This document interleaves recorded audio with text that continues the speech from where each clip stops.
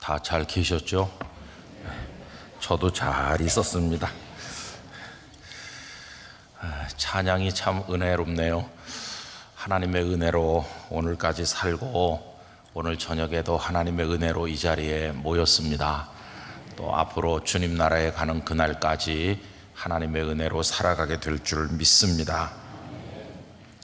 여러분, 은혜로 산다는 말을 바꿔서 표현하면 하나님만 의지한다는 뜻이죠. 우리 자신을 믿으면 안 됩니다.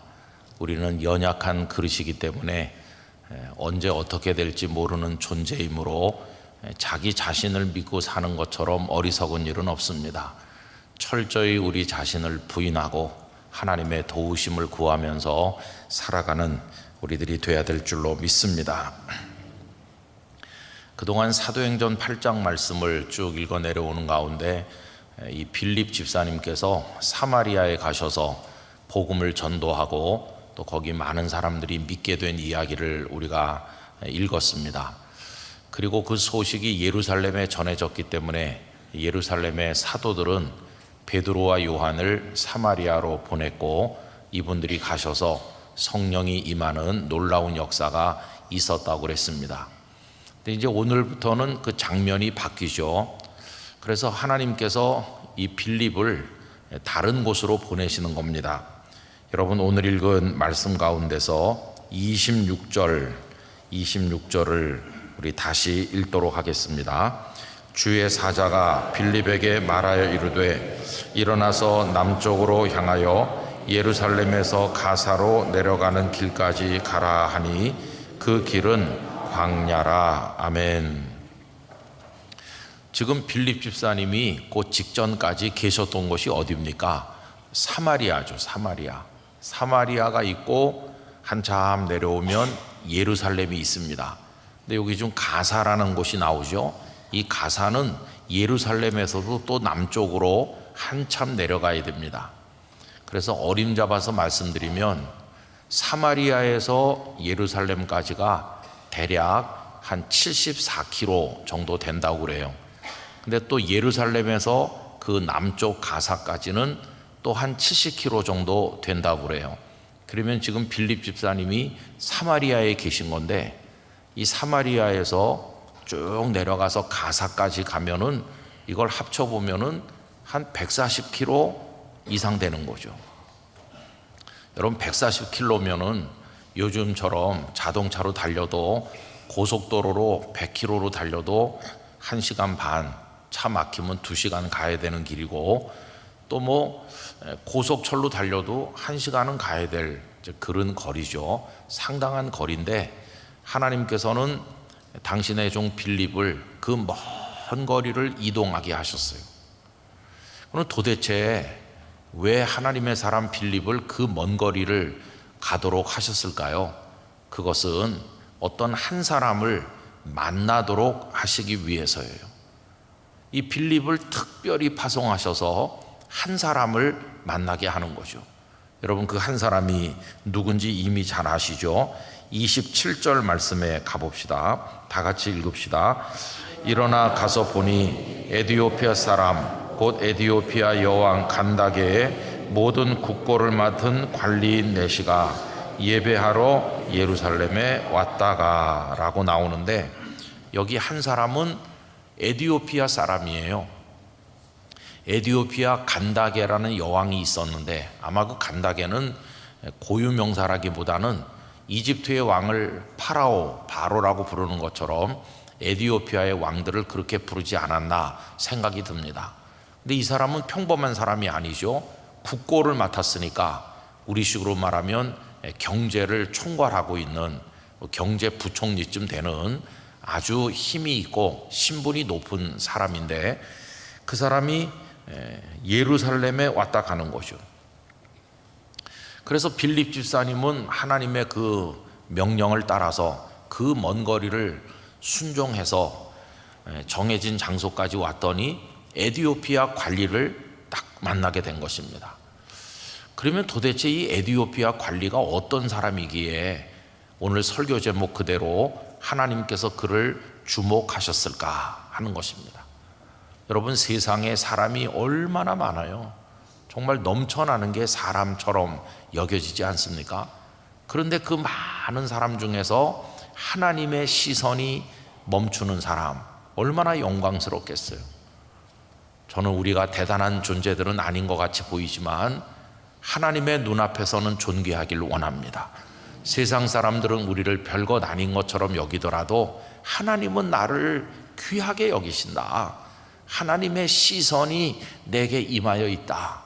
얼마나 영광스럽겠어요. 여러분, 그건 욕심이 아닙니다.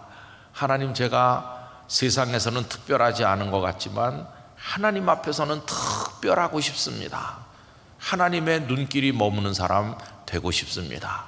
이건 욕심이 아니고 성도라고 한다면 당연히 그래야 되는 겁니다.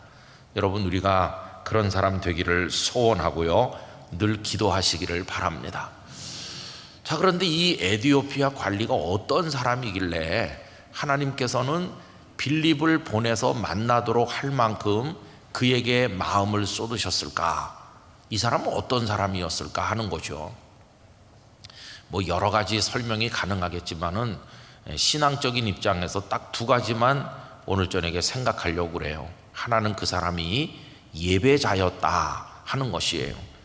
방금 읽은 27절 말씀에 보면 이 사람이 어떤 일로 예루살렘에 왔다 가는 겁니까? 예배하러 예루살렘에 왔다, 이렇게 표현하고 있잖아요. 여기 예배하다라고 하는 프로스퀴네오라고 하는 이 동사는 신약 성경에서 하나님을 경외하고 하나님을 높이고 하나님을 예배할 때 전형적으로 등장하는 단어입니다. 아주 많이 쓰이는 단어예요. 하나님을 경배한다. 우리 사람이 하나님께 할 수 있는 최고의 일은 예배입니다. 근데 이 사람이 예배자가 된 것이에요. 아까 우리 불렀던 찬양 중에 부르신 곳에서 나는 예배한다고 그런 가사로 찬양을 했잖아요. 근데 저는 요즘에 교회가 많이 부르는 찬양 가사를 읽으면 참 재밌다는 생각이 들어요. 왜 그러냐 하면 그 부르신 곳에서 나는 예배한다 이렇게 하는데 그 참 좋은 찬양인데 시작할 때 보면은 어떻게 시작하냐면은 따스한 성령님 그렇게 시작하죠, 그죠? 그래서 옛날엔 불길 같은 성령이요 이렇게 했는데 성령님이 좀 식으셨나? 옛날에는 불길 같았는데 뜨거워 그랬는데 요새는 따뜻해졌나? 저 혼자만의 생각인지 잘 모르겠어요. 어떤 목사님이 그러더라고요. 불길 같은 성령은 감당하기가 어렵다고. 여러분, 막 뜨거운 음식을 먹으면은 입을 다 대고 그러니까 감당하지 못하잖아요. 미지근한 거는 뭐 먹기가 좋은 거죠. 근데 성령님도 불길 같은 성령이 임하면 내가 뒤집어지는 거예요. 내가 뒤집어지고 새 사람 되고 변화돼 가지고 내가 원했던 삶을 사는 게 아니라 나의 모든 걸 다 버리고 주님만 위해 살게 되니까 그런 성령님의 임재는 무서워. 그런 뜨거운 성령님은 감당하기가 어렵고 그냥 따뜻했으면 좋겠다. 따뜻한 성령님 정도는 내가 감당할 수 있어. 그래서 약간 좀 익는 것 같으면서도 여전히 인간적인 욕심을 그냥 깔고 사는 어중간한. 그래서 찬양 가사 만드는 분들이 좀 생각을 잘했으면 좋겠어요. 부르긴 부르는데 따스한 성령님 그럴 때마다 이렇게 불러도 되나 그런 생각이 들어요. 한 몇십 년 지나면 차가운 성령님 이렇게 바뀌면 어떡하지? 근데 여러분, 어쨌든 예배자가 되는 거는 참 귀한 거예요. 이 사람이 예배하러 왔다는 겁니다. 예배하러. 그러면 아까 빌립 집사님은 그 사마리아에서 가사까지 한 140km 된다고 멀다고 했는데 이 에디오피아 관리는 얼마나 먼 데서 왔을까요? 그죠? 요즘에 이제 많이 대충 보는 게 구글 지도인데 구글 지도로 예루살렘에서 저 이집트를 거쳐서 그 남쪽에 오늘날의 에디오피아 중간쯤 이렇게 하면 오늘날의 도로로 하면은요 한 편도가 한 4,000km 됩니다. 한 4,000km 정도 나와요. 그거를 왕복을 하는 거니까 한 8,000km 되는 거예요. 그러니 하루에 이동할 수 있는 거리가 제한되어 있는 거 아닙니까? 아무리 열심히 가도 뭐 하루에 한 40km, 100리 정도 가는 거죠. 물론 말을 타고 마구 달리는지 모르는데 이 사람은 나중에 보면 수레를 탔다고 그랬으니까 아마 마구 달리진 않았을 것 같아요. 예전에 제가 젊었을 때 배낭 메고 그 여름에 여러 날 이제 휴가라고 시간 받으면 마구 그냥 걷는 거죠. 그냥 7월 말 8월 초에 혼자서 80리터 배낭을 메고 신장로로 걷기도 하고 산으로 걷기도 하고 막 30도 30m 그럴 때 혼자서 걸어가면 땀이 막 비 오듯 쏟아지는데, 근데 그렇게 혼자 걸으면 날이 더울 때는요 많이 걸어야 한 30 몇 킬로밖에 못 걷겠더라고요. 가다가 많이 쉬고 또 밥도 해 먹고 뭐 느티나무 밑에서 낮잠도 자고, 그래서 그런지 열심히 걷는 날이 한 30 몇 킬로 걷고, 쉬면서 그냥 놀면서 가는 날은 한 20 킬로 걷고, 그러다 저 강원도 정선쯤 가가지고는 걷기 싫어서 하루 종일 숙소에서 그냥 노는 날도 있고 그래요. 이게 8,000km, 말이 8,000km지 간단한 게 아닙니다. 그런데 그 먼 거리로 왔어요. 아마 특별 휴가를 냈겠죠. 그래서 내 평생의 소원이 예루살렘에 가서 예배하는 겁니다. 근데 이 사람이 어떻게 하나님이란 존재를 알았기에 왔을까? 여러분, 그 당시 유대인들은 이미 많이 퍼져 살았어요. 우리 아시잖아요. 북왕국 이스라엘이 아수르에게 멸망했을 때부터, 또 남왕국 유다가 바벨론 느부갓네살에게 멸망했을 때부터 사방으로 흩어져 살았기 때문에 저 북쪽으로만, 바벨론 쪽으로만 흩어진 게 아니라 많은 사람들이 남쪽으로도 내려갔습니다. 여러분, 예레미야 이야기를 보면 남유다가 멸망했을 때 예레미야를 통해 주신 말씀은 바벨론에게 항복하고 가만히 그 채찍을 맞고 있으면 하나님께서 회복시켜 주신다, 70년 후에는 돌아오게 하신다, 그거였잖아요. 그런데 사람들은 그 말을 믿지 않았어요. 그래서 그들은 자꾸만 애굽으로 가려고 했어요. 사실 예레미야도 애굽에서 세상을 떠나셨는데, 예레미야는 원해서 애굽으로 가신 게 아니고 그 사람들이 그를 붙들어 가지고 애굽으로 끌고 간 겁니다. 많은 유대인들이 남쪽 애굽으로 갔어요. 그래서 거기서 이제 멸망하기도 하고 그랬는데, 어쨌든 그 에디오피아랑 애굽은 지척이거든요. 그러니까 하나님이란 존재가 그들에 의해서 널리 퍼졌을 가능성이 많이 있죠. 근데 어쨌든 이 사람은 하나님이 계시다는 걸 알았고, 하나님 신앙의 중심지는 예루살렘 성전이라는 것도 알고 있는 거죠. 그래서 그 먼 거리를 예배하러 이제 왔다 가는 거다 하는 것입니다. 여러분, 저는 우리 영락교회 성도들이 하나님 앞에 충실한 예배자가 되시기를 바라고요. 예배하다가 하나님의 복을 받으시길 바라고, 생애 마지막에도 예배하다가 하나님 앞에 가시기를 바랍니다. 제가 부산에 가서 처음에는 그저 임시 목사같이 부임을 해서 있다가 1년 후에 위임식을 했습니다. 위임식을 할 때 오셔서 설교해 주신 목사님께서 동네 중앙교회 그때 심호하시던 목사님이신데, 신동용 목사님이라고 아주 틀이 좋으시고 잘생기시고 보스 기질도 있으시고 후배들을 잘 챙기던 그런 분이셨어요.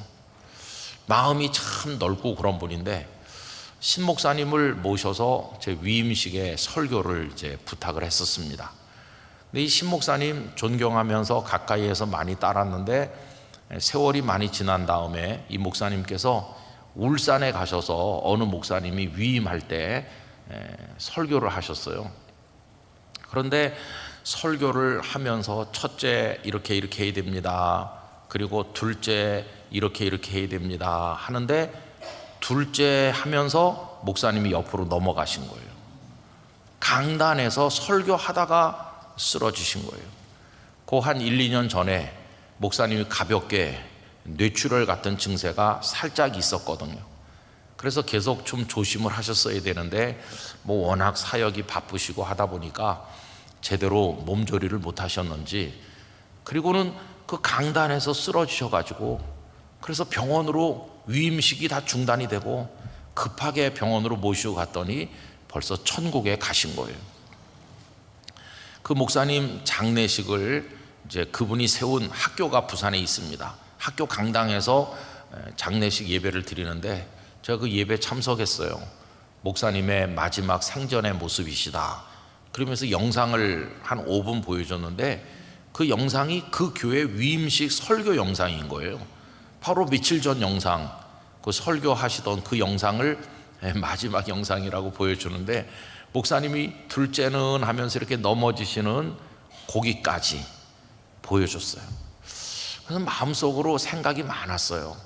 아, 설교하다가 하늘나라 가시는 목사님 얘기는 지금까지 들어보지 못했는데 저게 사람들이 어떻게 생각할까? 어떤 사람들은 나쁘게 비난하는 사람도 있을 것 같아요. 그런데 제 입장에서, 목사 입장에서 생각해 보니까 가장 영광스러운 거는 목사가 설교하다 하늘나라 가는 거, 이거 정말 영광스러운 것 아닌가 하는 생각이 들더라고요. 제가 이제 부산에 목회하러 갔더니 제가 있기 전에 오래전에 그 교회를 심호하셨던 여전도사님이 계셨는데 이분이 이제 연세 많아가지고 부산 옆에 마산이라고 여러분 아시잖아요. 마산 가는 중간에 진동이란 곳이 있는데 이제 거기 살고 계셨어요. 아드님은 다른 데서 이제 결혼해 살고 전도사님 혼자 그 진동의 자그마한 아파트에 사셨는데, 그래서 제가 부임한 이후에 그 전에 계셨던 여전도사님이시기 때문에 한두 번 찾아가서 인사도 하고 이제 그랬더랬습니다. 그런데 그 전도사님이 하나님의 부르심을 받으셨다고 그래서 우리 장로님들하고 갔었죠. 그래서 어떻게 어머니가 돌아가셨나, 그 아드님도 이제 목회를 하셨던 분이신데, 그랬더니 그 아드님 목사님 말씀이 우리 어머니 앉아서 돌아가셨다고 그래요. 앉아서. 그 아드님이 전화를 드려도 연락이 없고 해서 찾아와 봤다는 거예요. 전화를 받지도 않고 하시니까. 그 어머니 아파트에 들어가니까 앞에는 성경 찬송이 펼쳐져 있고, 그 옛날에 성경 읽는 조그만 책상 있잖아요. 그 앞에 방석이 있고, 방석 위에 이렇게 무릎 꿇고 앉으셔서 그냥 그렇게 그냥 돌아가셨더라는 거예요. 그냥 옆으로 쓰러지지도 않으시고. 그래서 그 전도사님 얘기가 지금도 제 마음에 기억되고 있어요. 성경을 읽으시다가 돌아가셨는지 기도하다 돌아가셨는지 모르겠지만은 이 전도사님이 마지막 남긴 모습은 너무도 귀한 모습을 남기신 거 아닙니까? 여러분, 이번에 이제 교회에서 저에게 좀 쉬어야 된다고 자꾸들 장로님들도 말씀하셔서 제가 이제 2주간 교회를 비우게 되었는데요. 그래도 뭐 비우면 그 다음에 뭘 하면 되겠습니까? 어디 가 있어도 예배하는 사람이라는 건 변하지 않잖아. 주일 설교는 제가 쉬고 우리 원로 목사님이 해주셨지만은 뭐 딴 데 가 있다고 예배를 안 드리는 건 아니잖아요. 그래서 영상으로 일부 예배를 2주간 드렸어요. 우리 영락교회 성도들이 영상 예배 드리는 기분이 어떤가 제가 한번 체험을 해봤어요. 그렇게 하고 이제 또 다른 교회도 또 가봤어요. 이번에 제가 여러 교회를 가봤습니다. 제가 가서 있는 주변에 새벽기도는 가야 되니까 또 새벽기도를 이 교회도 가보고 저 교회도 가보고, 수요 예배도 또 어느 교회 가서 수요 예배도 드리고, 그리고 또 주일 예배도 우리 교회 영상 예배를 드렸지만 그 영상 예배 드리고 나서 또 11시에 또 다른 교회 예배 가서 다른 교단 예배는 어떻게 드리는지 제가 한 헤아려 보니까 7교회인가 8교회인가 제가 요번에 이제 새벽 기도도 가고 수요 기도회도 가고 이렇게, 그래서 저에게 많은 도전도 되고 마음의 감동도 있고 아주 작은 교회, 어떤 교회 새벽 기도회 갔더니 목사님하고 앉아있는 성도가 3명인데 제가 가니까 5번째가 됐고, 조금 있으니까 한 사람이 또 와서 6명이 새벽 기도 하는데 가서 또 기도도 해봤어요. 그러면서 드는 생각이 뭐냐 하면은, 나중에 내가 나이가 많이 들어서 영락교회 목사에서 당연히 은퇴할 거고, 은퇴해가지고도 시간이 더 많이 지나면 더 이상 설교도 하지 않을 거고, 그 다음에는 선교, 봉사 그런 일도 이제 안 하게 되는, 더 나이가 많아지면은 나는 그때 뭐 하고 있을까 생각해 보니까 딱 답이 하나예요. 맨 마지막까지 성도에게 남는 것은 예배 잘하는 거, 그게 남는 거예요. 그게 남는. 여러분 70에 은퇴하셔도 더 왕성한 예배자가 되셔야 돼요. 은퇴한 이후에도 모든 예배 열심히 나오셔야 돼요. 저는 하나님 앞에 이런 기도를 드리고 있습니다. 하나님께서 얼마나 생명을 주실지는 알 수 없지만은 이 땅에 살려두시는 동안 내가 목회에서 은퇴하더라도 모든 새벽 기도에, 모든 수요 예배, 모든 금요 기도에, 제가 어느 교회를 나가게 될지 모르겠지만은 모든 예배에 참여하다가 하나님 나라에 가게 해주세요. 하나님 나라에 가는 그날도 예배하고 가게 해주세요. 그리고 천국의 영원한 예배로 들어가게 해주세요. 그런 기도를 드리고 있어요. 여러분, 제가 이 기도를 비싸게 굴지 않고 그냥 드릴 테니까 여러분들도 저처럼 기도하시기 바랍니다. 천국 가는 날도 예배하고 가게 해주세요. 이 사람의 예배의 정성이 대단하잖아요. 아니, 그러면 에티오피아의 높은 관리가 오면 그 예루살렘에 있는 대제사장이나 뭐 그런 사람들이 쌍수를 들고 환영하면서 막 양탄자 깔아서 영접하고 그럽니까? 아닙니다. 잘 아시잖아요. 성전이 그 안에 있고 성전 뜰이 있고 거기 제사장들만 이제 들어가는 거고, 그 다음에 이스라엘 남자, 그리고 그 다음에 이스라엘 여자, 그리고 제일 바깥에가 천대받는 이방인들. 아무리 이 사람이 대단한 지위에 있어도 성전에 가면 그냥 이방인일 뿐이에요. 이방인. 이 사람이 지위가 높다고 뭐 성전 뜰에 들어오게 해줬, 그럼 도저히 있을 수 없는 일이죠. 가봤자 환영받는 게 아니에요. 이방인의 뜰에서 그냥 바라보는 것 뿐이에요. 얼마나 이게 허망합니까? 왕복 8,000km를 걸어가지고 이동을 해가지고 그냥 먼 데서 바라보고 돌아와야 된다면 누가 가겠어요? 근데 이분은 마음이 하나님을 향하여 막 쏟아지는 거예요. 온 마음을 하나님께. 이게 얼마나 귀중한 겁니까? 더군다나 오늘 본문에 보면 이 사람을 뭐라고 표현했느냐 하면 관리인 넷이라고. 여러분, 우리 일반적으로 넷이는 신체적 결함이 있는 사람 아닙니까? 이런 사람은 더더욱 성전 그래서 환영받지 못하잖아요. 근데 이 사람 그런 사람이에요.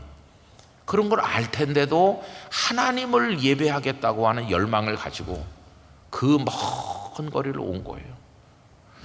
저는 종종 아쉬움을 가질 때도 많이 있습니다. 왜 그러냐 하면 우리 영락교회는 서울 한복판에 있다 보니까 저 용인 화성 뭐 저 고양 파주 인천 저 끝에서 먼 데서 충청도에서 뭐 이렇게 먼 데서도 오시니까 우리 교회 참 한번 예배하러 오기가 어렵잖아요. 하나님께서 우리의 형편을 아시고 어쩌면 그렇게 광역버스 제도를 만드셨는지 그래서 딱 요 앞에 서게 하셔가지고 버스 전용 차로로 참 우리를 위해서 하나님께서 열심히 도와주고 계신 거죠.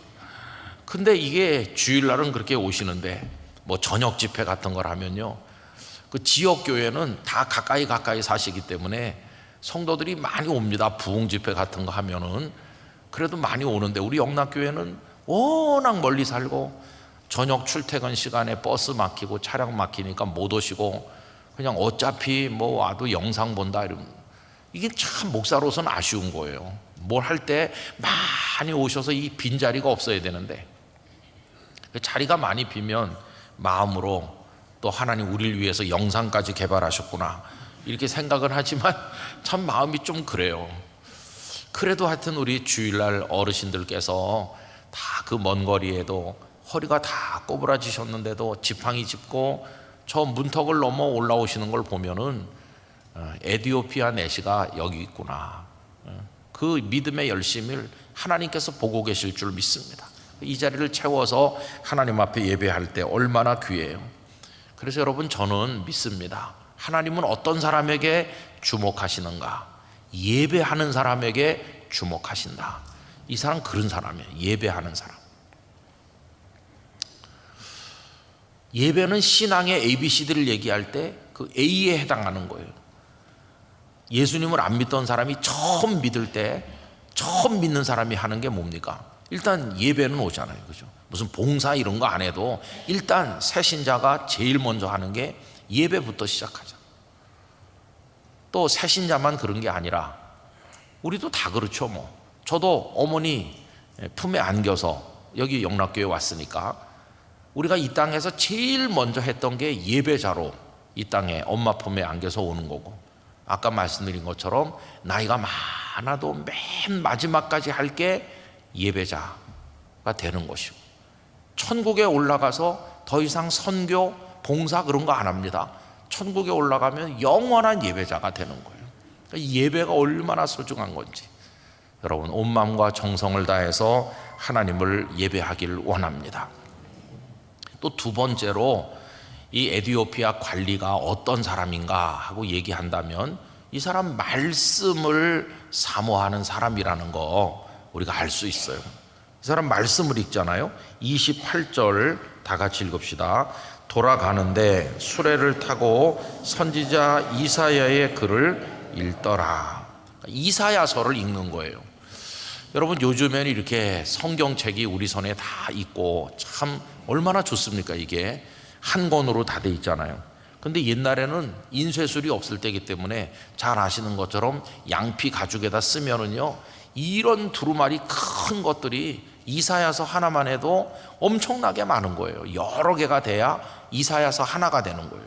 이걸 성경 전체를 한다고 그래 보세요. 양이 큰 창고로 하나 가득일 거예요. 또 너무나 고가기 때문에 일반 사람들은 이걸 가진다는 것을 상상할 수 없어요. 예수님 당시에는 회당에 가면 회당에서 그냥 읽어줄 때 다 듣는 것 뿐이지 이 성경을 개인이 소장한다는 거는 있을 수가 없었어요. 아마 또 이때는 두루마리가 아니었을지도 모릅니다. 그때는 그 나일 강가에서 자라는 파피루스를 이렇게 그걸 재료로 해가지고 베니어판 만들듯이 이렇게 말려서 붙여가지고 그 종이처럼 사용했거든요. 그래서 그걸 구멍을 뚫어가지고 오늘날 책을 묶듯이 이렇게 코덱스 방식으로 이제 만들기도 했어요. 아마 그런 형식이었을지도 몰라요. 그리고 이 사람이 읽는 그 성경은 어떤 언어로 돼 있을까? 이 사람이 히브리어를 뭐 줄줄 읽는 사람은 아니었을 것이고 당시 세계 언어인 헬라어는 아마 이 사람이 알았을 것 같아요. 더군다나 아프리카 아닙니까? 근데 그 헬라어로 된 구약 성경은 본래 히브리어로 됐는데 이거를 헬라어로 번역한 거를 70인역 성경이라고 하는데 이 70인역 성경이 만들어진 곳이 아프리카 알렉산드리아고 그게 BC 한 3세기쯤 되거든요. 그러니까 한 300여 년 전에 아프리카 땅에서 구약 성경이 헬라어로 번역이 돼 가지고 있었으니까 그게 아마 많이 퍼지고 있었을 것이고 에티오피아의 경제를 손에 쥐고 있는 정도의 사람이라면은 그 성경을 구입할 수 있는 능력이 아마 있었을 거예요. 그래서 이 사람은 아마 그 성경을 소유하고 있었고 예루살렘에 오면서도 그 수레에다가 그 중에 일부를 가지고 오면서 읽는 거죠. 여러분 수레는 잘 깔린 아스팔트 위를 쿠션 좋은 승용차를 타고 달리는 거랑 다르잖아요.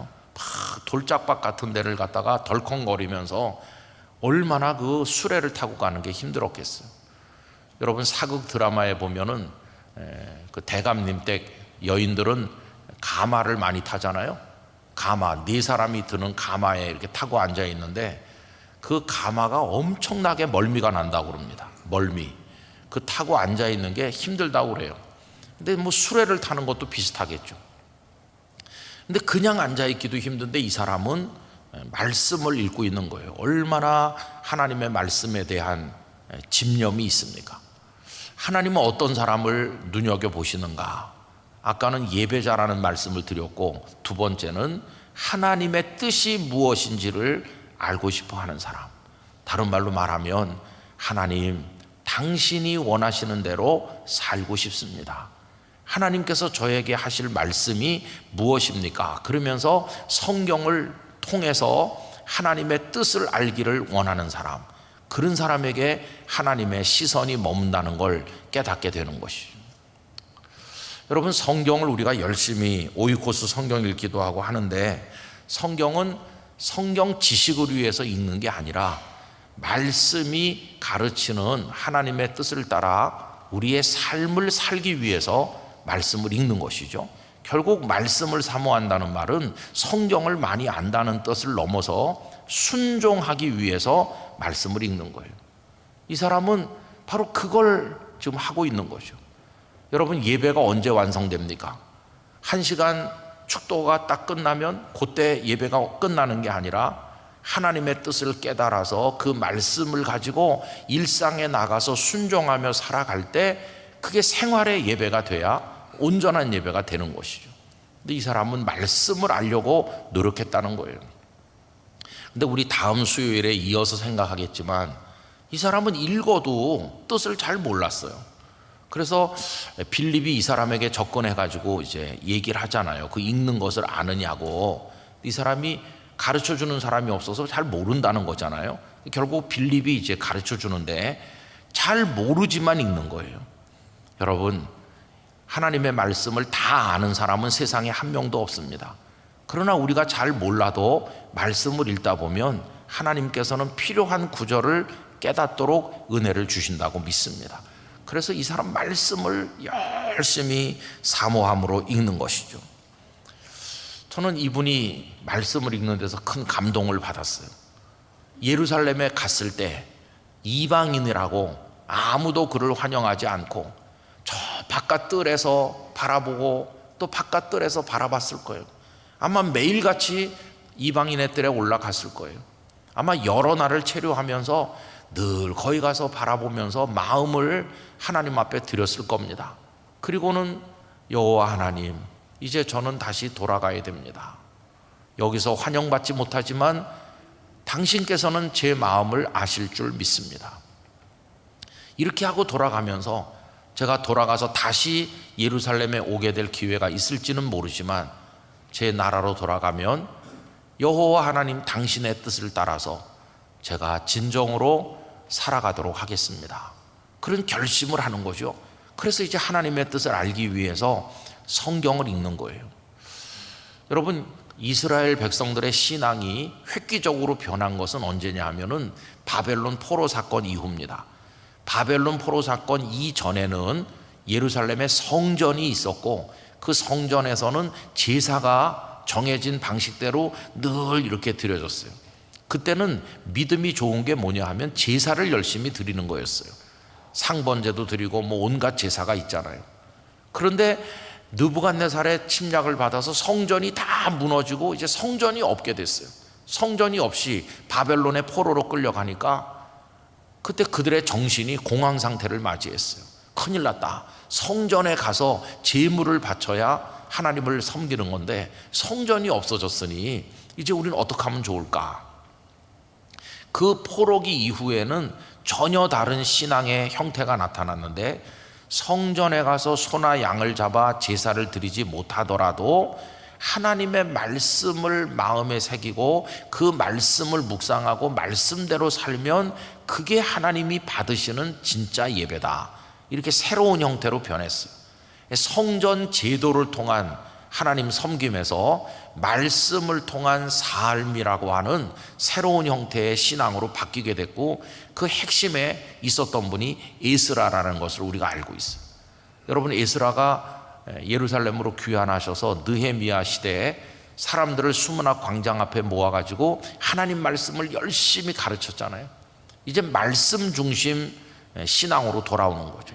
제사 제도로부터 말씀으로 그들이 돌아서게 됐는데 여러분, 오늘도 마찬가지입니다. 아무리 주일날 예배당에 와서 앉아있는 예배 순서에 따라서 이른 예배를 많이 드려도 우리 삶 속에 하나님의 말씀이 녹아들지 않으면 그건 죽은 예배가 되는 것이고 하나님 경배가 제대로 안 되는 것이죠. 그래서 첫째는 예배자가 돼야 되고 그 예배의 완성은 말씀을 통한 삶의 순종이다 하는 걸 알 수 있어요. 근데 이 사람이 이제 그런 사람인 거예요. 그랬더니 하나님의 시선이 그를 주목하셨다는 것을 알 수 있어요. 성도 여러분, 말씀을 사랑하시기 바랍니다. 말씀을 많이 사모하시기 바랍니다. 지식을 쌓기 위해서가 아니라 순종하기 위해서 말씀을 많이 애독하시기 바랍니다. 우선 많이 읽고 많이 묵상해야 돼요. 제가 며칠 전에 어느 교회 목사님으로부터 참 귀한 간증을 들었어요. 그 교회에 이 목사님은 8년째 지금 목회하는 분입니다. 이제 나이가 한 50 조금 넘어가는 팔팔한 목사님이신데 그 교회에 이런 일이 있었대요. 그 교회 원로 장로님이 하나님의 부르심을 받으셨는데 그 장로님이 한 90세쯤 돼서 별세하셨다고 그래요. 그런데 한 85세쯤 되셨을 때 몸이 좋지 않아서 병원에 갔더니 병원에서 말기암입니다. 아무것도 해드릴 게 없습니다. 이제 장로님이 이제는 하나님 나라 갈 날을 기다리게 됐어요. 근데 장로님께서 하나님 앞에 감사 기도를 했대요. 평생 동안 인도해 주시고 이제 저를 당신의 품에 받아주시니 하나님을 찬양합니다. 저를 어서속히 불러주시옵소서. 그렇게 하는데 그 장로님의 마음에 하나님의 응답이 자꾸 임하는데 너 성경 500독 하고 와라. 근데 그때까지 이 장로님이 평생 성경을 얼마나 열심히 읽으셨는지 300독은 조금 안 되고 200 수십 독을 그때 하시는 중이었대요. 그때까지가. 근데 성령님의 감동이 500독은 채우고 와라 이거였다는 거예요. 그래서 이제 뭐 자녀들에게도 주변 사람들에게도 난 곧 하나님의 품에 가길 원하는데 500독을 하고 오라고 그러신다고. 근데 이 장로님이 이제 종종 병원에 입원도 하고 뭐 퇴원하고 이걸 반복하는데 참 허약한 몸이시겠죠. 그런데도 그 속에서 하여튼 정신만 들면은 병원에서건 집에서건 하루 종일 성경을 읽었다는 거예요. 500독을 채워야 되니까. 그 목사님 말씀 듣고 깜짝 놀랐어요. 최고 많이 읽으신 해는 한 해에 47독을 했대요. 한 해 47독이면 52주니까 일주일에 성경을 한 번 읽는 겁니다. 하루 종일 읽는 겁니다. 여러분, 이분은 워낙 그 전에도 많이 읽었으니까 성경이 눈에 착 붙어 있는 분이죠. 막 잘잘잘잘 읽어 내려가지는데 제 경험을 얘기해 보면은 신대원에 입학시험 치기 전에 하루 종일 읽으니까 8일에 한 번 읽겠더라고요. 제가 8일에 66권을 쫙 읽고 그렇게 했었거든요. 그러니까 뭐 하루 종일 읽으면, 그래서 그 장로님이 어떤 해는 45독, 어떤 해는 47독, 500독을 채워가는 거죠. 성도들 모두가 이제 그걸 주시하는 겁니다. 정말 저 장로님이 500독을 채울까? 이렇게 영적으로 다 거기 초점이 모아지고 성도들이 관심을 가졌대요. 근데 장로님이 드디어 500독 하게 됐는데, 500독을 채우게 됐는데 맨 마지막에 요한계시록을 읽게 되잖아요. 근데 그 목사님이 그 가족들에게 이렇게 말했대요. 요한계시록 맨 마지막 장 22장인데 그거 읽으면 500독이 꽉 차는 건데 그 22장은 장로님 혼자 읽지 말고 우리 주일 예배 시간에 온 성도가 다 같이 낭독하겠습니다. 그래서 주일 예배 시간에 온 성도가 요한계시록 22장을 다 같이 소리를 내서 읽었대요. 장로님 500독을 채운 거죠. 그게 한 5년 정도 걸렸대요. 500독을 채우기까지. 그 이전에 많이 읽어 놓으신 거에 더해서. 그럼 그 후에 어떻게 됐을까요? 참 그 목사님 얘기 듣고 깜짝 놀랐어요. 그리고 나서 한 열흘 만에 하나님의 부르심을 받으셨대요. 500독을 채우고. 근데 하나도 슬프지 않았대요. 그 자녀들도 그렇고 성도들도 그렇고 장로님 돌아가셨다고 슬픈 게 아니라 엄청난 축복을 우리 교회에 주셨다. 하나님 말씀을 사랑하는 모습을 보여주셨고 온 성도가 장로님의 그거에 맞춰가지고 성경 읽기 붐이 일어났고 하나님 말씀을 읽으면서, 그래서 그 교회는 장로님의 그 마지막 몇 년이 교인들에게 큰 축복이 됐다는 것이에요. 그럼 말씀을 사랑하게 됐대요. 제가 이틀 전에 들은 따끈따끈한 얘기입니다. 저 참 감동 많이 받았어요. 여러분 한번 목표를 세워보세요. 하늘나라에 가는 그날까지 여러분은 한번 몇 독쯤 하시고 싶으세요? 하나님 말씀 많이 읽으시기 바랍니다. 저 교회에서 오이코스 읽으라고 하니까 그거 열심히 읽자. 그래봤자 1년에 1독밖에 못해요. 오이코스는 1년에 1독밖에 못해요. 뭐 그 장로님 같이 1년에 40 몇 독씩 하긴 어렵겠지만은 그래도 하여튼 하나님 말씀 많이 읽으시고. 그래 두 가지입니다. 오늘 얘기는 그 사람 신실한 예배자이셨다. 그리고 하나님 말씀을 사랑하는 분이었다.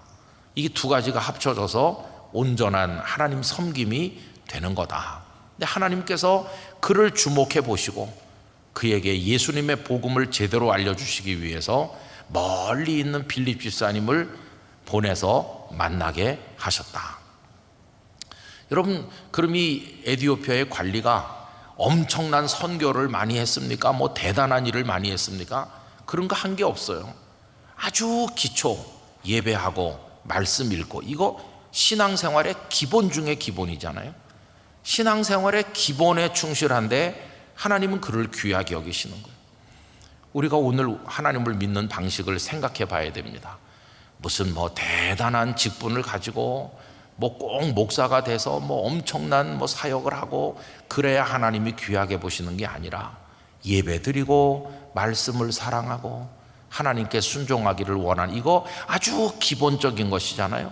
근데 그 기본적인 것을 거짓 없는 마음으로 충실하게 감당할 때 하나님은 그런 사람을 귀하게 여기신다는 거예요. 우리 영락의 성도들이 그런 분들 되시기를 축원합니다. 여러분, 예배 잘 드립시다. 그리고 하나님 말씀 사랑하고 살아가기를 원합니다. 하나님께서 우리 한 분 한 분을 지켜보시고 은혜 위에 은혜를 더하여 주시기를 간절히 축원합니다. 기도하겠습니다. 아버지 하나님, 멀리 에티오피아에서 왔던 한 예배자를 하나님께서는 주목하시고 빌립을 보내서 그에게 복음의 진술을 듣도록 은혜를 베푸셨습니다. 오늘도 하나님의 눈길이 누구에게 머물러 있는 것일까요? 하나님을 바르게 예배하고 말씀을 사랑하여 하나님 말씀대로 살기를 소원하는 자들에게 하나님은 사랑을 베푸시는 줄로 믿사오니 우리 영락의 성도들이 다 그렇게 되도록 은혜를 주시옵소서. 우리 생의 마지막 날까지도 그런 모습으로 살다가 주님 품에 안기게 하여 주시옵소서. 예수님의 이름으로 기도하옵나이다. 아멘.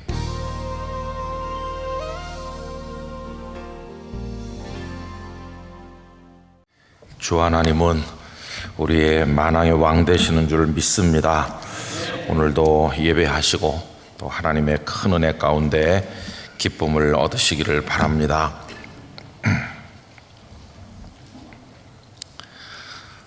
옛날에 그 신학대학원에 들어가기 위해서 신대원 시험을 치르는데 뭐 영어 시험도 치고 몇 가지 시험을 치릅니다. 그 중에 신학생들이 굉장히 어렵게 생각했던 것은 성경 종합 시험이라는 게 있었습니다.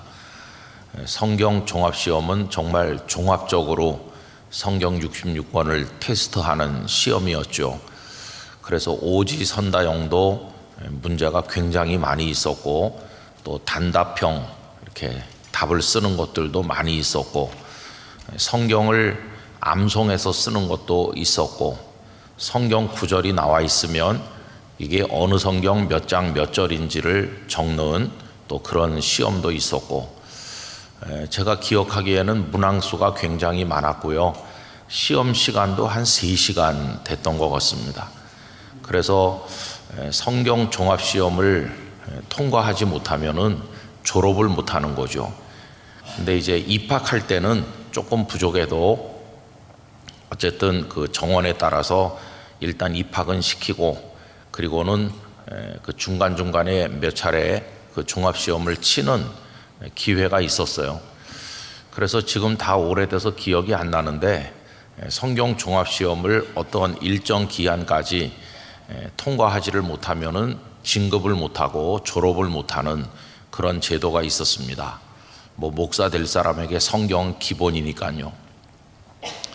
저도 입학할 때 성경 종합시험을 이제 치게 되었는데 저는 어떻게 붙었을 것 같습니까?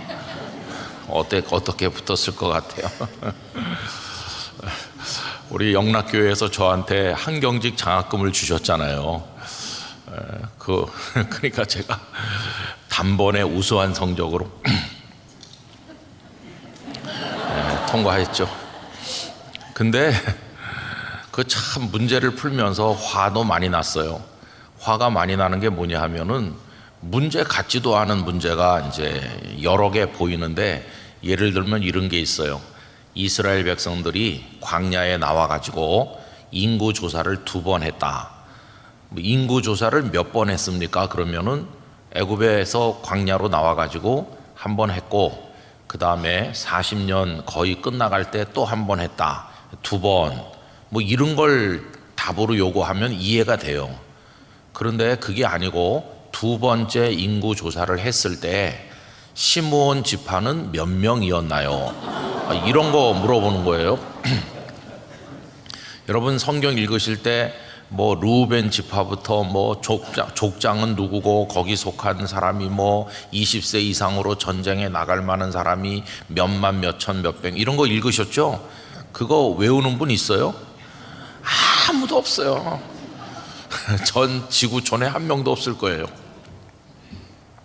그런데 그런 걸 답을 쓰라고 나오는 거예요. 그래서 이제 이건 뭐 붙으라고 내는 시험인가 틀리라고 내는 시험인가 화가 나는 그런 문제가 있더라고요. 자, 그럼 여러분 혹시 어떤 학생이 그걸 다 외운다 칩시다. 그래서 어느 지파 몇 명 어느 지파 몇 명을 다 외우면 그 사람이 성경을 잘 아는 사람이라고 할 수 있나요? 그거 다 외운다고 야, 이 사람 진리의 말씀을 많이 알아 이렇게 말할 수 있나요? 여러분 창세기부터 요한계시록까지 성경이 참 굉장하죠. 언젠가도 말씀드린 것처럼 어떤 성도가 저한테 와서 목사님 성경이 왜 한 권밖에 없습니까? 불교는 8만 대장 정도 있는데 우리도 좀 뭐 많아야 남이 볼 때 심오해 보이지 않겠어요? 그러길래 제가 한 권인 걸 다행으로 아세요 이렇게 말을 했는데, 우리도 쪼개서 보면 구약 39권 신약 27권 그래서 3927이라고 외우시는데 66권이죠.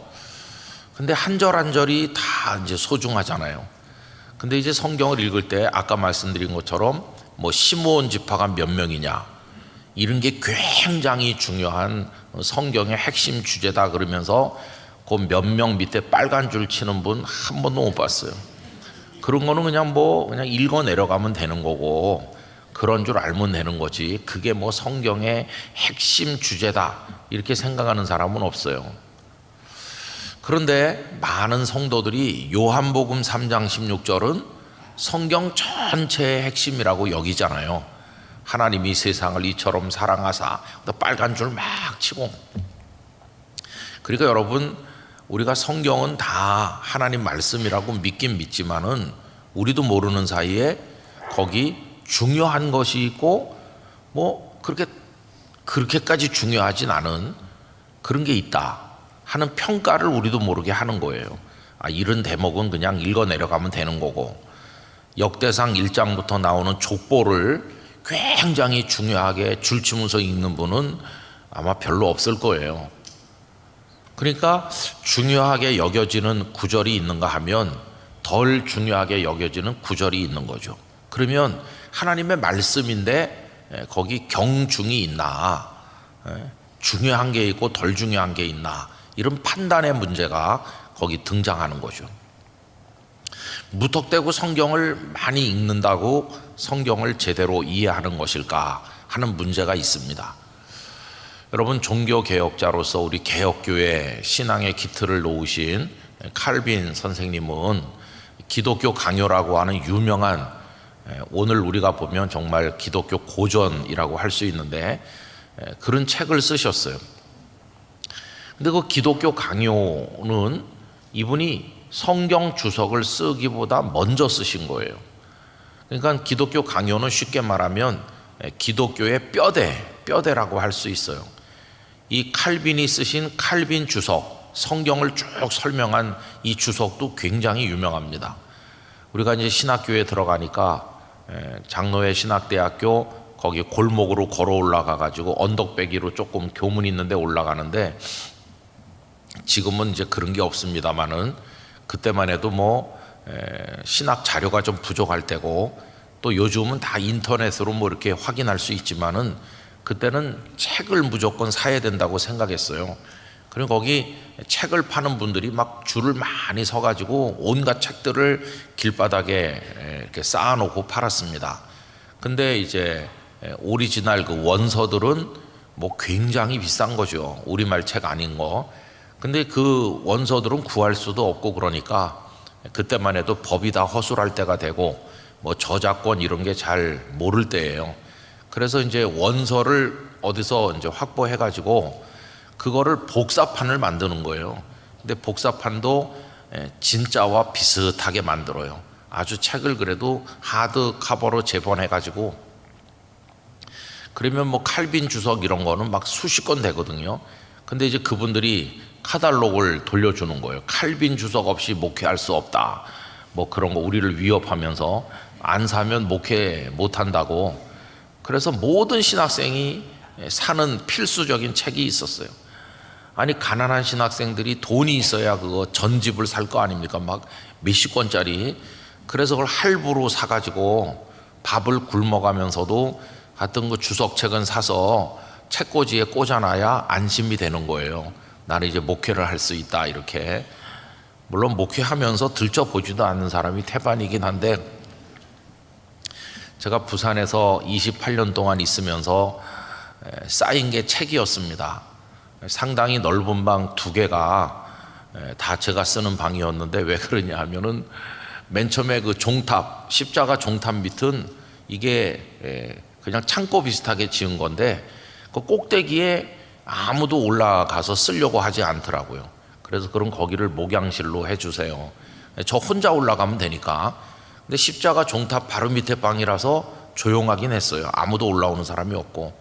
근데 그 넓은 방에 책이 꽉 차고 그 다음에 나중에 저희가 춥고 뭐 그렇다고 장로님들이 음향실을 우리처럼 이렇게 저 바깥으로 본당 안으로 빼면서 음향실로 쓰던 방을 또 저보고 또 쓰라고 그래가지고 이제 좀 덜 추운 방으로 이제 내려와서 있었는데 위아래층에 책이 꽉 차 있었어요.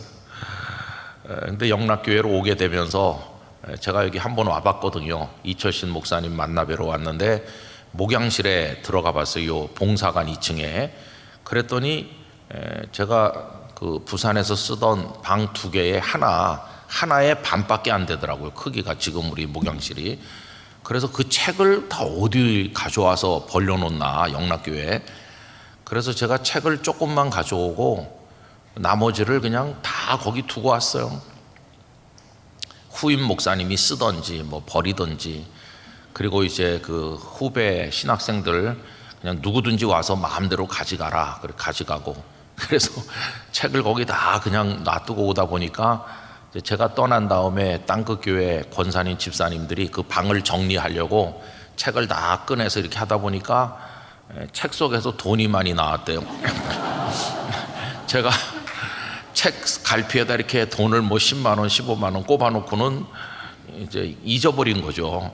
그래갖고 이제 그게 돈을 다 모으니까 제법 됐다고 그래요. 그리고 또 성도들 중에 그 책을 한 권에 1,000원씩 사간 분들도 제법 많아서 그게 몇백만 원 돼가지고 또 선교비로 쓰기도 했다고 그랬는데 저도 이제 그런 책을 많이 사가지고 쌓아놓은 거예요. 뭐 이런 주석 저런 주석. 근데 여러분 그 칼빈의 기독교 강요는 신학생들이 사는 주석들 중에서도 없어서는 안 될 필수 주석으로 여겨졌습니다. 그래서 막 빚을 내서 밥을 굶어가면서라도 그런 걸 샀어요. 근데 기독교 강요하고 칼빈 주석 2개가 제일 유명한 책 중에 들어가는데 칼빈이 쓰신 많은 것 중에. 근데 그 순서가 뭐가 먼저냐 하면은 기독교 강요가 먼저예요. 주석은 나중이고요. 그러면 언뜻 생각할 때는 성경에 관한 걸 먼저 쓰고 나중에 이 기독교 강요, 기독교의 뼈대를 정리해야 될 것 같은데 이분은 기독교의 뼈대를 먼저 정리한 다음에 하나님은 누구이신가, 인간은 누구인가, 뭐 예수 그리스도는 어떤 분이, 그분이 이루시는 구속 사역은 무엇인가, 뭐 그거를 우리에게 적용시키시는 성령님의 역사는 어떤 건가, 이런 걸 쭉 얘기하고 나중에 성경을 설명하는 거예요. 근데 그분이 쓰신 글 중에 왜 기독교 강요를 먼저 썼는지에 대한 중요한 내용을 담은 글이 있어요. 그게 뭐냐 하면은 우리가 어떤 세상을 이렇게 들여다볼 때 너무 방대하면 어디서부터 봐야 될지를 모르잖아요. 예컨대 뭐 루블 박물관이라든지 이런데 어마어마한 박물관에 가면은 봐야 될 게 엄청나게 많고 어디로 들어가서 무엇부터 봐야 될지를 잘 모릅니다. 그래서 박물관 가이드 책이 있어요. 안내 서적 같은 게 있어가지고 당신이 시간이 얼마나 있습니까? 뭐 시간이 하루 있다, 아니면 3일 동안 볼 수 있다, 한나절밖에 없다 그러면은 그 사람의 시간에 따라서 이 박물관에서 꼭 봐야 될 거 요거다 이렇게 안내를 해줘요. 그런 식으로 성경이 창세기부터 요한계시록까지 엄청나게 많은 양을 가지고 있는데 성경을 처음 읽거나 처음 연구하는 사람이 그냥 중구난방으로 아무데나 읽어가지고는 성경의 핵심 주제를 파악할 수가 없으니까 잘못 읽으면 시므온 지파가 몇 명이냐 이런 것만 알고 정말 중요한 건 모를 수도 있잖아요. 근데 기독교 강요는 기독교의 뼈대를 먼저 정리한 것이기 때문에 기독교 신앙의 핵심은 요런 거구나 하는 거를 미리 설명을 듣고 그런 렌즈를 낀 다음에 성경을 읽기 시작하면은 길이 보인다는 거예요. 그래서 성경을 읽어 내려가고 해석하는 원리로 기독교 강요를 먼저 쓴다, 이런 내용을 언급하고 있습니다. 그래서 여러분, 우리 성도님들은 뭐 별로 그런데 이제 관여하지 않으시지만은 설교를 준비하는 목사 또 신학자 이런 사람들은 성경 해석이 중요해요. 그래서 해석학이라고 하는 학문이 있습니다. 66권 성경을 어떤 것을 기준으로 해서 아니면 중심 주제로 해서 읽어 들어갈 것인가, 성경을 해석하는 원리, 해석의 어떤 눈, 그런 게 중요한 거죠. 대단히 중요한 그 성경 해석학의 중심 주제 중에 하나는 하나님의 나라입니다. 하나님 나라가 성경 전체를 꿰뚫는 주제다, 이렇게 말하기도 하고, 혹은 하나님 나라가 핵심 주제라는 것은 그거는 세상 나라와는 비교되는, 구분되는 거죠. 구원받은 하나님의 백성들이 거기 있는 것이고 그들을 구원하시는 하나님이 계시고, 하나님은 그들을 어떻게 구원하시는가? 독생자 예수님을 통하여 구원하시는 것인데, 독생자 예수님의 구원 사역의 핵심이 뭐냐고 물으면은 십자가와 부활이죠. 그리고 그 이후에 성령님이 임하시면서 사람들로 하여금 복음을 믿게 하시고 이 복음이 온 세상에 증거되게 하심으로 땅끝까지 이르게 하시는, 이런 것들이 이제 성경의 중요 주제가 되는 거죠. 이제 그런 것들을 먼저 배우고 나서 성경을 읽으면 이사야 선지자가 이런 말씀을 예언하게 된 것은 다 그런 것과 연결되어 있구나 하면은 성경이 입체적으로 이제 보이기 시작하는 것이고, 그래서 설교 속에는 성경 해석이 들어 있는 거예요. 성경 해석이 들어 있을 수밖에 없는 거죠. 그래서 여러분, 우리 성도님들이 성경을 많이 읽으시고 또 성경 공부를 많이 하시고 하면은 이제 그런 데 대해서 이해를 가지게 되는 거죠. 자, 이제 이 정도 말씀을 드려놓고 이제 에디오피아 그 관리 얘기를 다시 해봅시다. 우리 지난 수요일 날 이 사람은 하나님이 주목하시는 사람이라고 그랬는데 왜 하나님의 눈길이 그에게 머물렀을까 말씀드리면서, 왕복 한 8,000km쯤 되는 거리를 극복하고 또 예루살렘에 와 봤댔자 이방인이라고 환영받지도 못할 걸 알면서도 하나님을 예배하기 위해 찾아온 예배자였다 하는 말씀을 드렸잖아요. 그리고 또 하나는 이분이 예배를 마치고 다시 돌아가는 길에 흔들거리는 수레를 타고 가면서도 피곤할 텐데도 성경을 읽고 있었다는 것입니다. 그런데 성령님께서 사마리아에서 말씀을 전하고 계시던 빌립 집사님을 그 가사로 내려가는 길까지 가라 이렇게 보내가지고 이 두 분이 딱 만난 거예요. 그래서 빌립이 수레 위에서 성경을 읽는 이 사람을 만나서 성경 공부를 진행하게 된 거죠. 여러분, 그 이야기가 지난주에 읽었던 8장 28절부터 31절까지 나오지 않습니까? 돌아가는데 수레를 타고 선지자 이사야의 글을 읽더라. 성령이 빌립더러 이르시되 이 수레로 가까이 나가라 하시거늘 빌립이 달려가서 선지자 이사야의 글 읽는 것을 듣고 말하되 읽는 것을 깨닫느냐? 대답하되 지도해 주는 사람이 없으니 어찌 깨달을 수 있느냐 하고 빌립을 청하여 수레에 올라 같이 앉으라 하니라. 그래서 그 흔들리는 수레가 성경 공부 장소가 된 것이고 빌립은 가르쳐 주는 분이 됐고 이 넷이 관리는 빌립에게 말씀을 배우게 된 것이에요. 근데 오늘 이 말씀의 제목을 단 한 번뿐인 성경 공부라고 하게 된 것은 이 사람이 에티오피아로 돌아가게 되면 언제 누구에게 또 말씀을 이렇게 지도받을 수 있겠어요. 그런 의미에서 어쩌면 이 관리에게는 이 수레 위에서 빌립에게 배운 하나님 말씀이 평생에 딱 한 번뿐인 성경 공부였을지도 모르는 거죠. 딱 한 번 하나님 말씀을 깊이 들을 수 있는 결정적 순간이 온 것이고 그 지도자는 빌립 집사님이었고, 그러니까 이 사람의 신앙에 있어서 이 수레 위에서의 시간이 얼마나 됐는지 모르지만 너무도 중요하고 소중한 시간이었다는 거예요.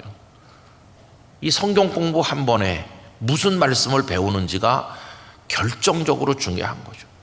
만약에 그때 그 소중한 시간에 시므온 지파가 몇 명이었는지 아느냐 이런 거나 배웠다고 그러면은 너무 안타까운 거 아니에요?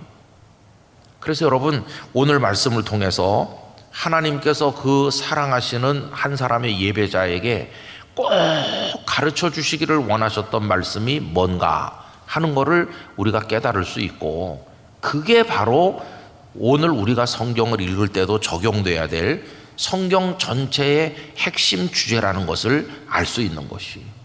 그래서 우리도 그걸 붙들고 앞으로 성경을 읽을 때 말씀을 이해해 나가야만 된다는 것이죠. 그날 성경 본문을 정하신 분은 저는 하나님이시라고 믿습니다. 이 사람이 우연히 척 펼쳐가지고 두루마리 성경인지 아니면 파피루스를 엮은 건지 모르겠지만 펼쳐 읽는 데가 아까 제가 읽어드린 말씀에 보면 구약 성경 어디였습니까? 이사야서였어요. 그럼 이사야서도 66장까지 있는 긴 예언서인데 이 사람이 읽는 것은 그 중에서도 이사야 53장 7절 그 부분이었어요. 여러분 그 이사야 53장 앞에는 그가 찔림은 우리의 허물을 인하며 이런 유명한 말씀이 나오는데, 그리고 그 사람이 읽는 대목 오늘 본문에 인용된 것은 털 깎는 자 앞에 잠잠한 어린 양 같았다. 이게 누굴 가리키는 겁니까? 예수님을 가리키는 거죠. 이거를 그 고난의 종 메시아에 관한 말씀이라고 그래요.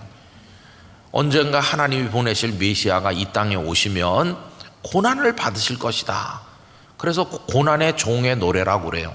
그런 게 몇 군데 있는데 구약 성경에 그 중에 가장 유명한 거 하나가 이 이사야 53장이고, 오늘 우리는 이사야 53장에 예수님의 찔림, 예수님의 고난 받으시는 거 보면 십자가를 생각하고 하나님께서 이미 오래전에 이사야 선지자를 통해서 우리를 위한 예수님의 고난과 승리를 다 예언하신 것으로 읽잖아요. 근데 그날 성경 공부 본문이 바로 이사야 53장 그거였던 거예요. 하나님께서 정하신 본문이 바로 그것이었어요. 이래가지고 이제 이해하느냐, 그러니까 그 사람이 지도해 주는 이가 없어서 알지 못한다. 수레에 올라와서 그래서 같이 가면서 이걸 읽게 됐어요. 여러분 하나님께서는 이 사랑하는 이의 말씀 이해를 위해서 특별히 빌립 집사님을 보내주신 것인데, 저는 오늘날도 말씀을 사모하며 알기를 원하는 열망이 있다면 하나님께서는 어떤 방법으로든지 말씀을 깨닫게 하실 것이라고 믿습니다. 그리고 여러분들이 사모하는 마음으로 하나님 제가 이 말씀을 알기를 원합니다. 깨닫기를 원합니다. 이 말씀에서 힘을 얻길 원합니다. 제 삶에 이 말씀이 능력이 되길 원합니다. 주여 나에게 깨우침과 가르침을 주시옵소서 하면 성령님께서 친히 스승이 되셔서 우리 성도님들에게 가르쳐 주실 것이라고 믿습니다. 그래서 하나님 말씀은 간절한 기도와 함께 성령님 지혜와 계시의 영이신 성령님 안에서 말씀을 읽어야 되는 것이고, 설교를 들을 때도 같습니다. 오늘 제가 예배 자리에 가서 말씀을 들을 때 성령께서 제 영혼 안에 등불을 밝혀주셔서 다 깨닫고 내게 주시는 말씀으로 아멘하고, 그 말씀이 내 영혼에 기록될 뿐만 아니라 삶에서 실천하는 능력의 말씀이 되어 열매 있고 승리하는 성도가 되게 하여 주시옵소서. 그런 기도와 함께 이제 말씀을 우리가 들어야만 되는 거죠.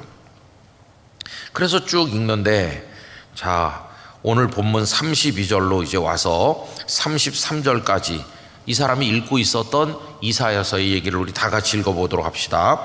읽는 성경 구절은 이것이니 일러스되 그가 도살자에게로 가는 양과 같이 끌려갔고 털 깎는 자 앞에 있는 어린 양이 조용함과 같이 그의 입을 열지 아니하였도다. 그가 굴욕을 당했을 때 공정한 재판도 받지 못하였으니 누가 그의 세대를 말하리요. 그의 생명이 땅에서 빼앗김이로다 하였거늘. 그 이사야 53장 7절 그 근처를 이제 읽은 거죠. 그랬더니 이 사람이 이제 빌립에게 물었어요. 여기 지금 말하는 그가 이렇게 나오는데 그가 누구냐? 이 글을 받아서 쓴 이사야 선지자 자기를 가리키는 거냐, 아니면 어떤 다른 존재를 가리키는 거냐, 이렇게 물어요. 34절입니다. 그 내시가 빌립에게 말하되 청컨대 내가 묻노니 선지자가 이 말한 것이 누구를 가리킴이냐, 자기를 가리킴이냐, 타인을 가리킴이냐 라고 이제 질문했어요. 이 사람은 말씀에 대한 깊은 관심과 호기심과 알고 싶은 열망이 있는, 말씀을 사모하는 사람이죠. 그랬더니 35절 다 같이 읽읍시다. 빌립이 입을 열어 이 글에서 시작하여 예수를 가르쳐 복음을 전하니. 아멘. 내가 이 말씀을 설명해 드리겠습니다. 여기 말하고 있는 그는 앞으로 하나님께서 보내주시기로 약속해 주셨던 메시아를 말하는 것인데, 그 메시아가 벌써 오셨습니다. 그분이 바로 예수님이십니다. 그 예수님이 오셔서 십자가를 지시고 부활하셨고, 예루살렘에는 그분의 제자들이, 사도들이 여러 분 계시고 성령님이 임하셔서 지금 복음의 역사가 얼마나 왕성한지 아십니까? 저도 그 예수님을 구주로 믿고 교회를 섬기는 사람들 중에 하나입니다. 그러면서 예수님을 믿어야 구원받는다고 하는 거, 예수님이 어떤 분이신지 그 복음, 십자가, 부활, 이 핵심 진리를 빌립이 이 사람에게 쭉 설명해 준 거예요. 그러니까 여러분 보세요. 그 먼 거리를 걸어서 예배하고 돌아가는 이 사랑스러운 사람에게 하나님께서 딱 한 번의 성경 공부를 시켜주시는데, 성경 저 구석에 있는 지엽적인 그런 말씀을 읽게 하신 게 아니라 다른 건 다 몰라도 이것만은 꼭 알아야 되는 예수 그리스도의 복음을 알게 해주신 거예요. 예수 그리스도의 복음. 자, 그러면 성경에 중요한 주제들이 다 많고 모든 말씀이 다 소중하지만 핵심 중에 핵심을 추리면 맨 마지막에 남는 게 뭡니까? 예수 그리스도, 바로 그분이에요. 그래서 마가복음 1장 1절은 이렇게 되어 있죠. 예수 그리스도 하나님의 아들, 복음의 시작이라는 거예요. 복음이 없는, 예수 그리스도가 없는 성경 읽기, 성경 이해, 이건 다 틀린 거예요. 잠언 같은 데 보면 거짓말하지 말아라, 뭐 부지런해라, 음욕을 품지 말아라, 재물에 대해서 이렇게 해라, 뭐 그런 실천적인 거의 그냥 윤리나 도덕 같은 이야기들이 많아요. 그것도 중요한 건데, 그러나 이제 곧 임종을 맞이할 사람에게 딱 마지막으로 성경 한마디 얘기해 준다면 뭘 얘기할까요? 오늘 밤을 넘기기 어려운 사람에게 근면하십시오, 이런 거가 지금 중요하겠어요? 이 주일날 예배 시간에 강단에서 목사님들이 다양한 주제 설교를 합니다. 다양한 주제로 가정생활을 어떻게 해야 되는지 뭐 많은 주제로 설교하지만, 일전에도 제가 말씀드린 것처럼 지금까지 목회하면서 가만히 생각해 보니까 이 예배가 생애 마지막 예배인 성도들도 있을 텐데 그냥 지엽적인 얘기나 해서는 안 되겠다. 그 예배 왔던 성도가 그분이 그날 듣고 가는 설교가 몇십 년 신앙생활한 그분이 듣는 마지막 설교요, 마지막 예배라면 그분이 예배당을 떠날 때 그 가슴 속에 예수님이 계시도록 하는 말씀을 전해야 되겠다. 왜? 예수님이 구원자이시니까. 그분이 그 주간에 부르심을 받는다 할지라도 예수 그리스도를 온전히 의지하고 살다가 승리하도록 해야 되겠다. 그런 생각이 드는 거예요. 여러분, 그래서 이제 우리가 성경을 읽고 하나님을 경외하면서 나갈 때 언제나 붙들어야 될 것은 예수 그리스도의 복음입니다. 복음. 그래서 구약 성경이 있고 예수님 이후에 신약 성경이 있잖아요. 그러면 구약과 신약은 다 똑같은 하나님의 말씀이지만 우리 그리스도인들은 예수 그리스도를 믿는 사람이기 때문에 예수님이란 렌즈를 끼고 구약 성경도 읽는 것이죠. 구약은 뭐냐? 오래된 약속이다. 어떤 내용의 약속입니까? 독생자 예수님 메시아를 보내주겠다는 죄인들을 구원하기 위한 하나님의 약속인데 그 약속이 이미 이루어져서 하나님께서 독생자 예수님을 보내셨고 이미 십자가 지시고 부활하셨고 복음이 다 만들어져 있는 거죠. 그러면 신약은 뭐냐? 그 예수님을 믿으면 멸망치 않고 영생을 얻는다고 하는 지금도 진행 중인 하나님의 약속인 것이죠. 그래서 신약 성경의 눈을 가지고 구약 성경을 읽고, 그러니까 구약에 하나님께서 속죄 제사를 드리는 얘기를 이제 하면은 그 속죄 제사에 제물로 죽는 양이 있잖아요. 그 양을 읽으면서 우린 누굴 생각합니까? 세상 죄를 지고 가신 하나님의 어린 양 예수님을 딱 생각하는 거죠.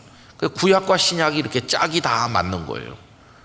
그래서 구약과 신약이 짝이 다 맞아서 구약을 읽을 때 예수님을 생각하고 예수님을 생각하면서 복음서, 로마서, 갈라디아서 읽으면서 구약의 그 모든 사건들이 생각나요.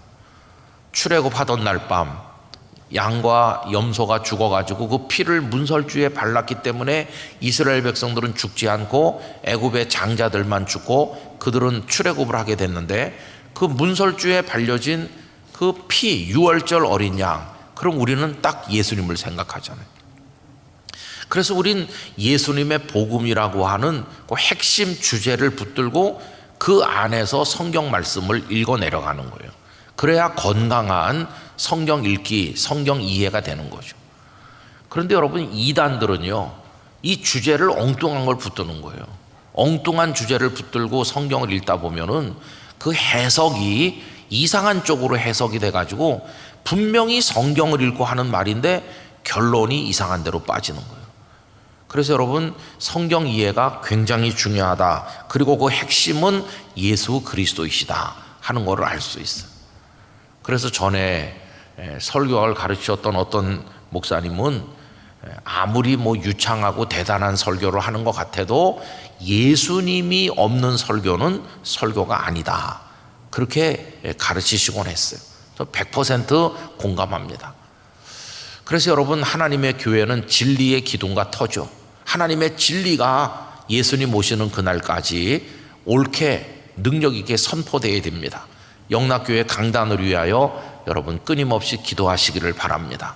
오염되지 않은 하나님의 말씀이 정확하고 능력 있게 선포되게 하여 주시옵소서. 그런데 영락교회가 진리의 기둥과 터가 되어야 된다고 할 때 그 핵심이 뭐냐 하면 예수님의 복음이 선포되어야 된다는 것이. 근데 오늘날 많은 사람들이 한국교회 강단이 좀 힘이 없어졌다.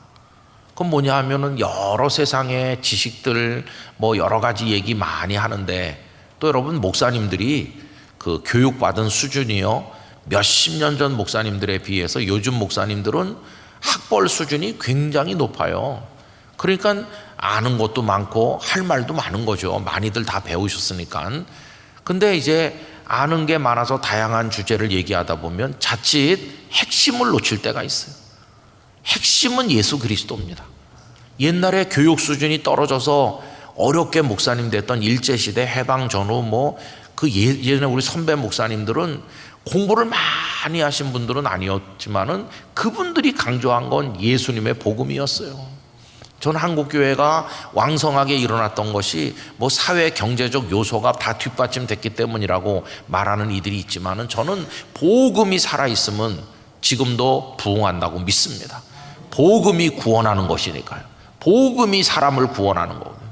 천국문 앞에 섰을 때 우리가 뭐 교회에서 어떤 일을 했는지 뭐 심오원 지파가 몇 명인지 이런 거 안다고 구원받을까요? 내가 죄인인 거 고백하면서 하나님이 보내주신 독생자 예수님의 십자가 보혈의 능력으로 죄 씻음 받고 그분이 나의 영원한 생명의 구주 되심을 믿고 이 복음이 우리를 구원하는 거잖아요. 그러니까 이 내시가 왔다 갔는데도 하나님은 딱 그 이사야 53장을 읽게 하심으로써 빌립을 통해서 예수님의 복음에 도달하게 하시는 거예요. 그랬더니 이제 다음 수요일에 우리가 공부할 부분에 보면 이 사람이 세례를 받아야 되겠다는 생각을 하는 거예요. 그 세례 받고 구원받은 하나님의 자녀가 된 거예요. 그냥 예루살렘에 한번 왔다 간 순례자가 아니라 이제는 구원받은 하나님의 자녀가 돼서 천국을 향한 순례를 할 수 있는 사람이 된 것이에요. 단 한 번의 성경 공부, 정말 효과적인 핵심을 나눈 거 아니겠습니까? 그래서 여러분 성경에도 디다케라고 그래서 어떤 교훈적인 얘기들이 많이 있어요. 근데 교훈적인 얘기를 따라 우리가 살아야 되는데 그보다 더 중요한 것은 캐리그마적 말씀인 것이에요. 예수 그리스도의 사역과 생명의 복음, 예수님 중심으로 성경 읽기를 해야만 되는 것이죠. 그래서 여러분 언제나 예수님의 십자가 부활의 복음을 여러분들 마음속에 간직하시기를 부탁드립니다. 오늘 예배 직전이 아니라 설교 직전에 우리 목사님께서 별세자 광고를 한 번 하셨잖아요. 그런데 조금 전에 이제 광고된 그 성도님하고 오늘 일부 기도회 때 광고가 된 별세자하고 다릅니다. 오늘 일부 수요 기도회 때는 어떤 권사님이 돌아가셔서 별세자 광고가 됐어요. 근데 왜 오늘 2부 기도 때는 그 권사님 얘기를 안 하느냐 하면은 오늘 오후에 이미 장례식이 끝났거든요. 그래서 오늘 1부 기도회 때는 그 권사님이 아직 장례식 전이기 때문에 광고를 한 거고 저녁에는 이미 그 권사님 오늘 영락동산에 다 장례가 끝났어요. 그러면 그 오늘 오전에 광고 되신 그 권사님은요 오랫동안 병중에 계셨던 분이신가? 아니에요. 성동 광진교구에 계신 68세 되신 그리고 갈릴리 찬양대원이고 며칠 전에도 찬양대 연습도 하셨고 그런 권사님이세요. 그래서 제가 교구 목사님에게 깜짝 놀라가지고 전화를 해봤어요. 그 권사님 어떻게 그렇게 갑자기 돌아가셨나 했더니 약간 뭐 특별한 지병은 없으시지만은 호흡기 쪽으로 좋지 않으시고 또 이제 학교 교편 잡으시면서 사시다가 평생을 시를 많이 쓰신 시인이시고 등단하셔서 상도 많이 받으신 그런 시인이시고 요 몇 달 전에도 시집을 하나 저한테 보내주셨어요. 시집 제목이 포근한 나의 성령님. 그게 이제 마지막 시집일 텐데 그 나뉘어가지고 앞쪽에는 정년퇴직한 이후의 시들 또 그 뒤에는 정년퇴직하기 전에 현역 교사로 일하실 때 쓰셨던 시들 뭐 이렇게 좀 나눠서 날려 있어요. 근데 그 권사님 그렇게 건강하셨는데 아마 호흡기에 이상이 오고 옆에 누가 있었어야 되는데 안 계시다 보니까 응급처치를 못했던 것 같아요. 그래서 우리 권사님 송태옥 권사님이신데 하나님 앞에 가셨어요. 근데 제가 이제 권사님이 가신 그걸 이제 들으면서 우리 권사님 신앙은 어떤 거였을까? 여러분 그 저에게 전해주신 그 시집이 인터넷으로 검색해 보면 다 나오는 살 수 있는 시집인데요. 일부가 명예퇴직 후 지금까지, 그러니까 교사 명예퇴직이 한 62세쯤 되면은 지금 68세시니까 요 몇 년 어간에 권사님께서 하나님 앞에 가기 직전 요 몇 년 어간에 권사님이 시로 남길 만큼 마음을 쏟은 주제가 뭐냐, 삶의 주제가 거기 시들을 보면 알 수 있어요. 이런 게 있습니다. 그 시집 속에 전도 폭발 간증 영생, 그 다음에 하나님, 아버지 하나님, 또 이게 시의 제목들이에요. 시의 제목. 하나님 단련, 영혼 나라, 하나님 영혼 나라 천국, 죽음을 이긴다는 거, 복음, 구원 1, 구원 2, 천국, 행복한 천국, 천국은 가능한가, 죽음, 나의 성령님, 우리를 돕기 위한 보혜사로서의 성령님, 하나님, 예배, 공짜가 없으신 하나님, 응답하시는 하나님, 룻기를 배우며 신앙, 꼭 잡고 계신 분, 행복, 서로에게 하나님, 가뭄의 단비, 하나님이 다 해주신다 1, 기적, 들어올리심, 그것은 하나님의 순간 이동이었다. 하나님이 다 해주신다 2, 하나님이 대신 써주심, 주일 예수님 친구, 예수님 친구, 그리고 축복, 기도 체험, 용서, 천국의 마음, 도와주심, 하나님과 힘, 하나님과 산다. 혼자 밤이 무서워서 잠 못 잠. 권사님 혼자 계셔서 그런 감회도 있으셨던 것 같아요. 그리고 나오는 게 포근한 따뜻한 성령님. 그러니까 혼자서 살아오시면서 권사님은 하나님의 영이신 성령님 안에서 잠드셨던 것 같아요. 일상의 하나님. 로마서 5장 3절 4절, 창조의 신비, 가시면류관, 그리고 그 일부의 마지막 시가 뭔지 아세요?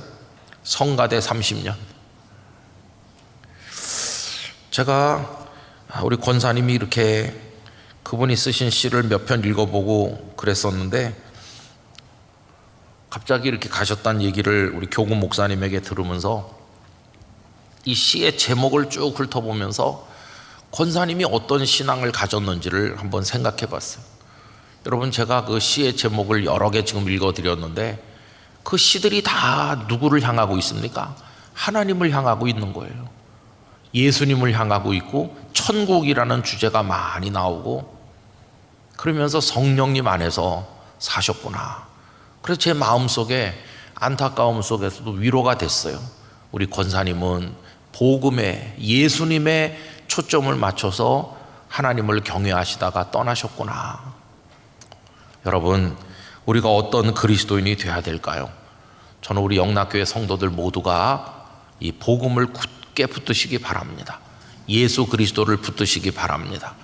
예수님, 그분이 우리가 배워야 될 우리의 유일한 생명의 구주이세요. 딱 한 번 성경 공부를 한다면 어떤 본문으로 성경 공부를 해야 될 것인가, 예수님이 어떤 분이신가를 가르쳐주는 말씀, 그거 우리가 평생 붙들어야 되는 거죠. 언제 또 우리를 부르실지 모르는데 맨 마지막 순간에 여러분, 예수님이 있어야 되는 거예요. 맨 마지막 순간에. 저는 우리 영락의 성도들이 예수님으로 충만하시기를 바랍니다. 예수님으로. 그 복음의 말씀들을 굳게 붙드시기 바랍니다. 그런 눈을 가지고 성경을 읽으시길 바랍니다. 이제 오래전에 제가 중국에 많이 드나들면서 북한에 선교하는 일을 돕고 그렇게 할 때 거기 어떤 분을 알았는데요. 그분이 북한 동포들이 이제 중국으로 많이 나오니까 이제 그분들을 만나서 성경 공부를 하는데, 그분의 목적은 복음을 전해서 구원의 확신을 가지도록 해주는 게 중요하지, 한국에 데리고 나오는 게 중요한 게 아니다. 한국에 나와도 구원의 확신이 없으면 멸망하는 거 아니냐. 그걸 가르쳐 주면 안 되고, 복음을 전해서 북한에 들어가 살더라도 구원받는 성도가 되게 해야 된다. 그래서 이분이 목숨을 걸고 많은 사람들에게 그 복음을 전했어요. 근데 이제 대한민국 사람들하고 그들하고 의식 구조가 다르니까 이제 그분이 나름대로 개발했던 독특한 방법이 있었어요. 그분은 연변 과기대 교수도 하셨고 그런 훌륭한 분이신데, 그래서 하여튼 그분이 엄청난 사람에게 복음을 제시하고, 그래서 한 3박 4일을 같이 먹고 자면서 하면 그들이 다 김일성 주체 사상에서 벗어나서 예수님을 구주로 고백하고, 대한민국에 나를 데려가 주세요가 아니라 북한으로 들어가서 복음 전하다 죽겠습니다, 다 다시 돌아가는 엄청난 역사를 보고 제가 옆에서 돕기도 하고 그랬는데요. 여러분, 중요한 것은 그 예수님의 복음이죠. 복음. 오늘 한국교회가 이 복음이 아닌 다른 지역적 주제들을 너무 많이 설교하는 거 아닌가. 이 생명의 복음이 가장 중요한 건데, 그래서 우리가 이 요한복음 3장 16절로 상징되는 예수 그리스도 그 복음을 마음에 굳게 붙들고, 언제 어느 순간 하나님이 우리를 부르시더라도 다 주님 품에 안기는 그리스도인이 되기를 간절히 축복합니다. 기도하겠습니다. 아버지 하나님, 오늘 북한 동포를 생각하며 기도하는 수요 기도회인데, 북한에 살든 대한민국에 살든 어느 나라 어느 백성이든 예수님의 복음이 아니면 구원받을 수 없음을 믿습니다. 에티오피아 관리가 수천 킬로를 왕래하면서 하나님을 예배할 때 하나님은 빌립 집사를 통하여 딱 한 번의 성경 공부를 지도해 주시면서 바로 그 복음을, 예수님을 가르쳐 주셨습니다. 오늘 우리도 하나님의 말씀을 복음의 눈으로 읽게 하여 주시옵시고, 예수 그리스도 안에서 구원을 사모하며 확신하며 살아가는 성도가 되게 하여 주옵소서. 살아있다고 말하지만 우리의 생명은 하나님의 손에 달려 있을 뿐입니다. 언제나 믿음 가운데 깨어있게 하시고 하나님을 우러르게 하여 주옵소서. 예수님 이름으로 기도하옵나이다. 아멘.